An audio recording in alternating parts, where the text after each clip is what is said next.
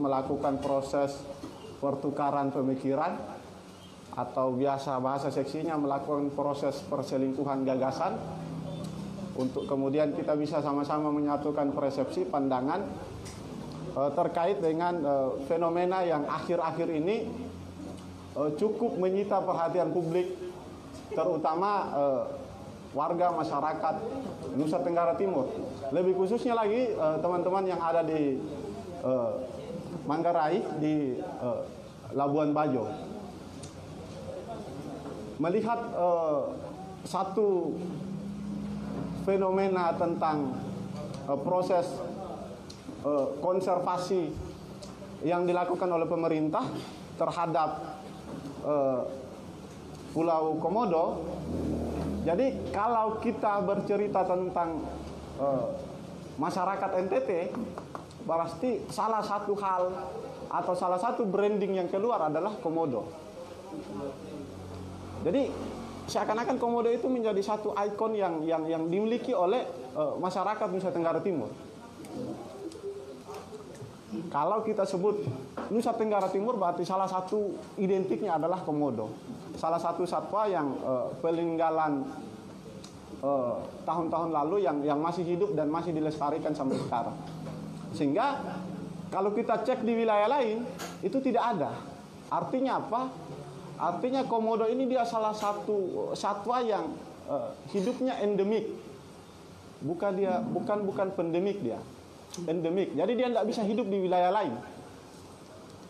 Sehingga kalau ada upaya untuk kemudian melakukan proses investasi di sana, berarti saya pikir ini kita ingin melakukan sebuah proses, sebenarnya bukan juga konservasi sebenarnya, tapi kita ingin investasi ini sebenarnya. Kalau investasi berarti closing akhirnya adalah eksploitasi. Kira-kira itu poinnya. Jadi apa yang dilakukan oleh pemerintah itu sebenarnya bukan upaya untuk kemudian melakukan proses konservasi atau bagaimana sehingga habitat ini bisa hidup dan bisa bertahan. Jadi ada logika-logika yang keliru yang patut harus diluruskan juga. Karena apa yang dilakukan oleh pemerintah khususnya di Nusa Tenggara Timur ini, ketika ada investasi masuk, maka Komodo yang notabene-nya adalah hewan endemik, maka dia harus melakukan proses penyesuaian dengan situasi baru. Jadi dia harus melakukan proses penyesuaian dengan situasi-situasi yang baru bagi dia.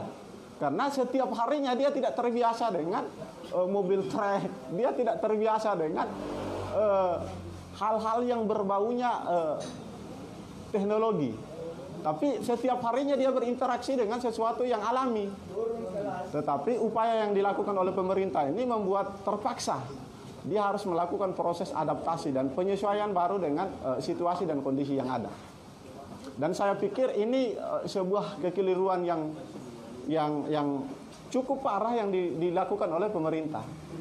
Kenapa? Karena kalau dia endemik, maka yang dibutuhkan adalah konservasi. Kalau ada upaya investasi di sana, berarti ini logikanya kan terbalik sebenarnya.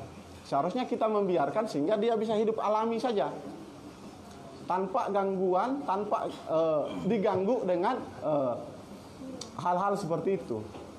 Tapi poin target dari pemerintah adalah bagaimana bisa melakukan proses wisata, destinasi. Jadi promosi destinasi wisata yang ada di Pulau Komodo.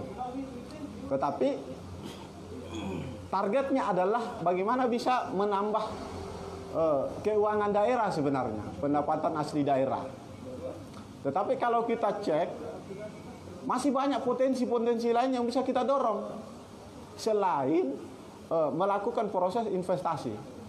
Kenapa? Kalau logika investasi berarti logika kalkulasi yang bermain untung rugi.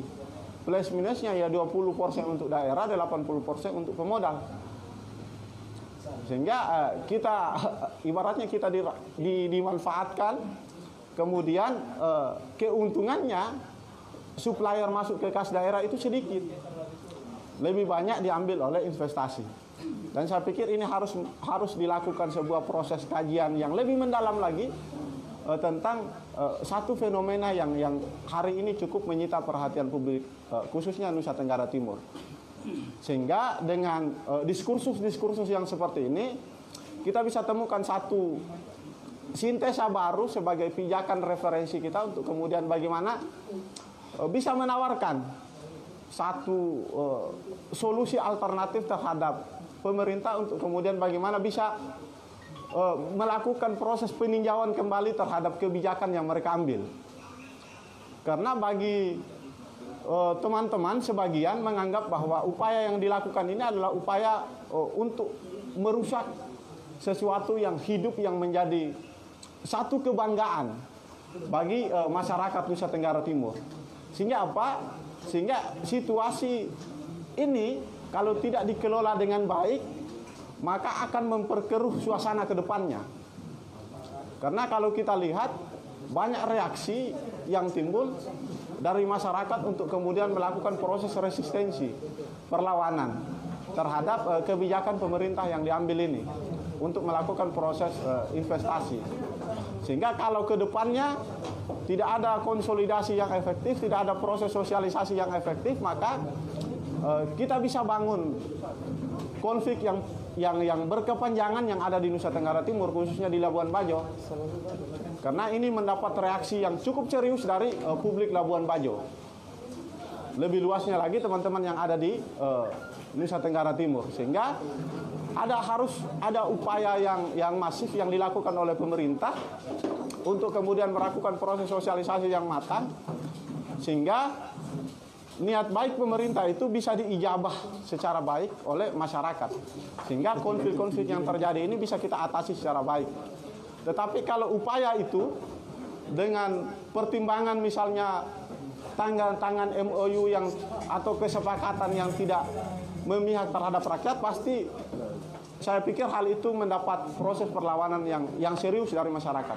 Bahkan kalau itu dilakukan terus, maka ke depannya bisa jadi manusia itu bisa bertarung dengan komodo. Bisa jadi seperti itu. Kenapa? Karena dia mendapat suasana baru. Kita mengganggu habitatnya. Ini ciri khas manusia yang bisa dibilang serakah lah. Kita terlalu serakah jadi manusia. Kita menganggap bahwa kita ini manusia yang superior, sehingga kita menganggap bahwa sesuatu di luar diri kita, tumbuhan, binatang dan sebagainya, itu objek. Manusia sebagai subjek. Itu corak berpikir yang harus diluruskan juga. Sehingga kita menganggap sesuatu di luar diri kita ini sesuatu yang harus kita kuasai. Termasuk tumbuhan dan binatang sebenarnya. Nah, logika-logika seperti itu yang kemudian bertemu dengan logika kekuasaan, sehingga itu yang kemudian digunakan sebagai dasar pijakan untuk kemudian merusak lingkungan. Kenapa? Karena manusia selalu berpikir bahwa sesuatu yang di luar dirinya ini sesuatu yang harus kita kuasai. Seakan-akan kita punya hak veto tersendiri untuk kemudian menguasai, tanpa pertimbangan-pertimbangan dan kalkulasi-kalkulasi yang real tentang efek samping dari keputusan-keputusan yang diambil oleh manusia. Sehingga fenomena ini kalau dibiarkan berlanjut terus, maka bisa jadi kondisi sosial ini tidak kondusif, sehingga ada proses resistensi yang dilakukan oleh masyarakat, kemudian ada reaksi balik. Bisa jadi manusia ini bertarung dengan komodo, bisa jadi mereka mengamuk, dan bisa jadi mereka mengalami kepunahan. Karena apa? Karena ini kita tidak bisa temukan di wilayah lain selain di Nusa Tenggara Timur. Karena dia hewan endemik. Dan ini seharusnya menjadi satu ciri khas khusus. Kalau kita mau kelola juga harus dengan situasi dan kultur yang ada di masyarakat. Sehingga apa? Sehingga itu menjadi ciri khas dan ikon yang ada di Nusa Tenggara Timur. Kalau kita mau kembangkan, kalau kita mau kelola, seharusnya kita biarkan saja dia sesuai dengan situasi dan kondisi yang ada di masyarakat Nusa Tenggara Timur. Sehingga itu menjadi satu kebanggaan bagi kita bersama. Tapi kalau ada upaya untuk kemudian investasi, berarti ini harus kita kaji kembali. harus kita bahas kembali, karena logika kapitalisme, logika investasi itu cenderung dimanapun dia berada, logika investasi itu cenderung merusak situasi dan kondisi alam. Hal yang alami ini dirusak, dirubah dengan hal-hal yang berbau modernis. Padahal kalau kita mau kelola, ya kita biarkan saja dia tradisional saja. Kalau kita mau serius kelola, malahan itu ekspos keluarnya lebih bagus ketimbang sesuatu hal yang sifatnya modernis. Kenapa? Karena kalau dia terlalu modernis, orang juga jenuh. Karena secara filosofisnya, keindahan itu kalau semakin diperlihatkan, itu semakin tidak ada nilainya. Jadi kalau kita mau kelola serius, ya biarkan saja dia alami, sehingga itu menjadi satu ciri khas dan satu ikon bagi masyarakat Nusa Tenggara Timur. Sehingga upaya-upaya yang dilakukan oleh pemerintah ini bisa kita minimalisir secara baik, sehingga konflik-konflik yang terjadi ke depannya itu bisa kita atasi secara baik. Jangan sampai ini menjadi satu gejolak yang muncul sehingga merusak tatanan sosial yang ada di Nusa Tenggara Timur. Saya pikir itu dulu sebagai pengantar.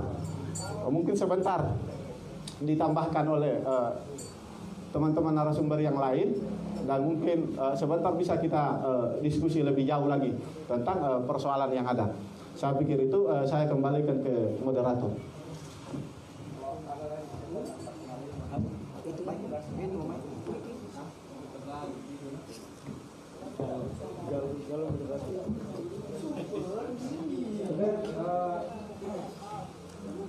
Jadi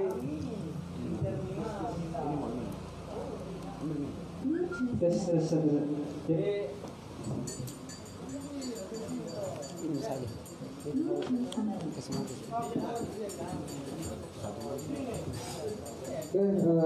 Jadi